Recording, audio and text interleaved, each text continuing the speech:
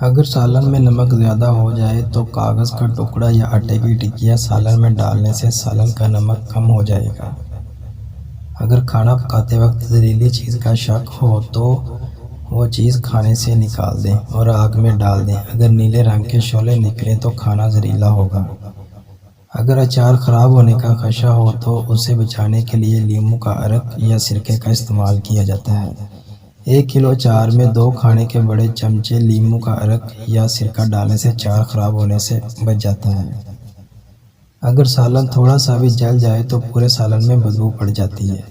अगर आपके साथ भी कभी ऐसा हो जाए तो जिस बर्तन में सालन जला था उसमें से निकाल कर साफ बर्तन में डाल दें और फिर सालन की मिकदार की मुनासिबत से थोड़ा सा दूध डाल दें।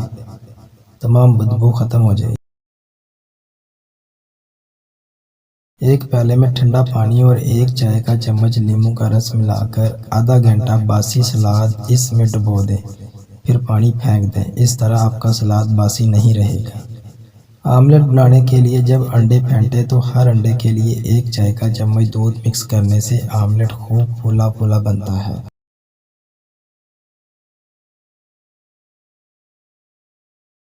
अगर आप फलों को ज़्यादा देर तक ताज़ा रखना चाहते हैं तो फलों पर नींबू का रस छिड़क देने से फल काफ़ी अरसे तक ताज़ा रहेंगे। आटे को कीड़ों मकोड़ों से बचाने के लिए काला जीरा लेकर इसे कूटकर इसमें पिसा हुआ नमक मिलाकर पानी के साथ टिकिया बना लें। इसे खुश्क करके आटे में रख दें। इसके अलावा तेज पात के पत्ते किसी बारीक कपड़े में बांधकर रखने से आटे में कीड़े नहीं पड़ते। अगर चावलों में नमक मिलाकर रख दिया जाए तो इनमें कीड़ा नहीं लगता।